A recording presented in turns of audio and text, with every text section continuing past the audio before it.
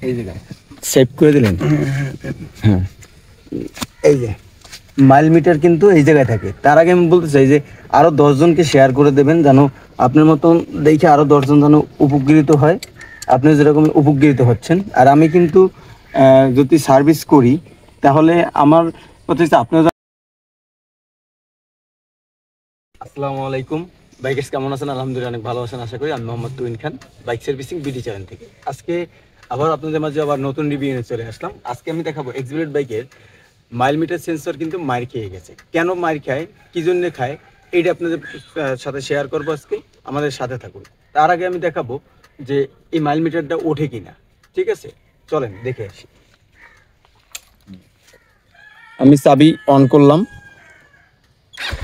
Start করলাম, গিয়ারও কিন্তু দিচ্ছি, আমার কিন্তু মাইল মিটার ওঠে না। এখন কি হয়েছে, মাইল মিটার আমার মাইর খেয়ে গেছে। তাহলে মাইল মিটারটা কোথায় থাকে সেটা আমি দেখাবো। সার্ভিস করে থাকি যে অনেক জায়গায় অনেক অনেক বিল নিয়ে থাকি, আমি কিন্তু সেক্ষেত্রে কম বিল নিই। ঠিক আছে, যদি আপনারা আমরা সার্ভিস করাতে চান সেক্ষেত্রে করাতে পারেন। আর যে কোনো ক্রিটিক্যাল সমস্যা আপনি বাংলাদেশে কোনো জায়গায় পারেনি, যদি আপনি আমার সাথে যোগাযোগ করেন ইনশাল্লাহ আমি চেষ্টা করব যে ঠিক করে দেওয়ার জন্যে। যদি আপনারা আসেন আমি পারবো ইনশাল্লাহ। এই যে আমি কিন্তু সেন্সরটা খুলে দিছি, দেখছেন এই জায়গায় একটা ম্যাগনেট সিস্টেম। হ্যাঁ, এই যে এই ম্যাগনেটটা কেটে গেছে। এই যে এটা যখন এরকম ঘোরে, এরকম ঘোরে, এর ভিতরে একটা পেনিয়াম আছে, পেনিয়ামটা ঘোরে তখনই কিন্তু এই দিকে মাইল মিটার শো করে। ঠিক আছে, তাহলে এই সেন্সরটা নষ্ট হয়ে গেছে। এরপরে আমরা খুলবো, খুলে এটা ফালাই দেব। এরপর আমরা এই যে সেন্সরটা আছে এই সেন্সরটা ফিটিং করব।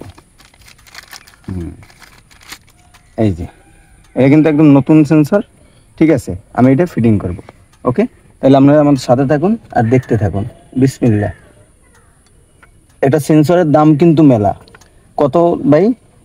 4000 টাকা নাকি? হ্যাঁ, এটা 4000 টাকা প্রাইস। তা আমি কিন্তু সেটা লাগাই দিচ্ছি। এটা কিন্তু খুবই সেন্সিটিভ এবং আর এটা কিন্তু সহজে পাওয়া যায় না। আর আমরা কিন্তু অন্য অন্য মার্কেটেও পাবেন না এই সেন্সর, কেননা এই সেন্সর কিন্তু খুবই লো কোয়ালিটি, মানে সহজে পাওয়া যায় না।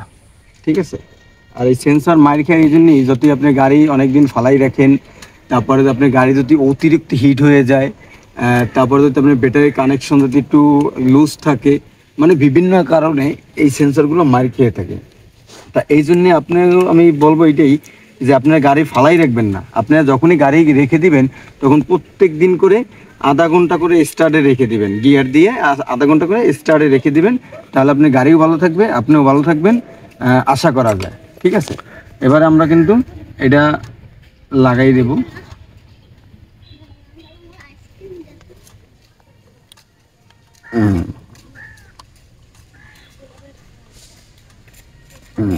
এটা তারটা ছুটে গেছে।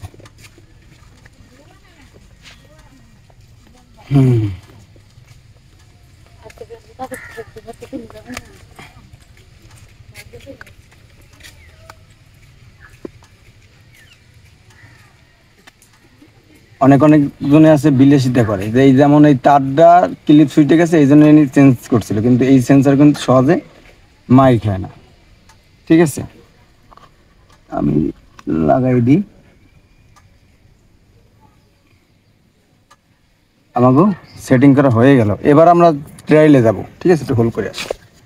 অন করলাম। ঠিক আছে, এখন দেখব যে আমার মাইল মিটার শো করে কিনা। এই যে আলহামদুলিল্লাহ আমারটা কিন্তু শো করছে।